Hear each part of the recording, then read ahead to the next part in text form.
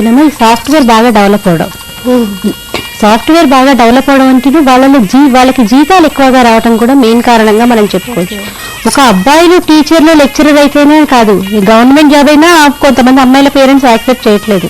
ఎందుకంటే government job లో ఎదుగు పొదుగు ఉండదు, అంతే జీతం ఉంటుంది, ఎన్ని సంవత్సరాలు కష్టపడతా వాళ్ళు రిటైర్ అయ్యేంత వరకు.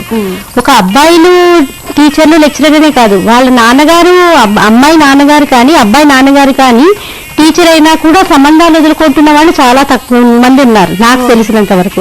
కాకపోతే ఒక్కటి ఆలోచించాలి, భావి తరాన్ని తీర్చిదిద్దుతున్న వాళ్ళు లెక్చరర్స్ కానీ టీచర్స్ కానీ ఎవరు ఒక భావి తరాన్ని తీర్చిదిద్దుతున్నారు. అలాంటివి వాళ్ళ పిల్లల్ని వాళ్ళు చక్కగా దిద్దుకోగలరు, అలాగే భార్యను కూడా చాలా చక్కగా చూసుకోగలుగుతారు.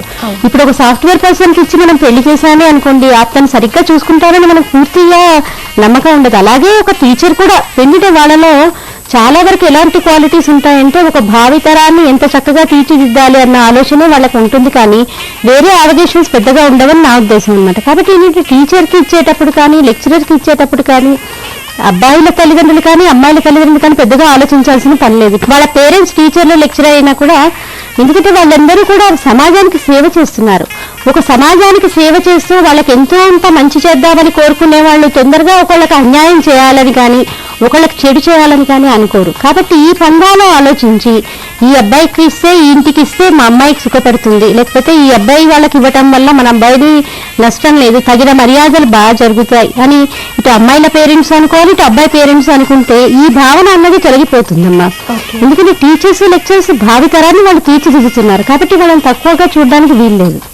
ఈవెన్ వాళ్ళ పేరెంట్స్ అయినా కూడా మనం వాళ్ళని తక్కువగా చూడకూడదు, ఎందుకంటే మనం ఇంత వృద్ధిలోకి వచ్చామంటే అలాంటి వాళ్ళే మనకు కారణం కదా.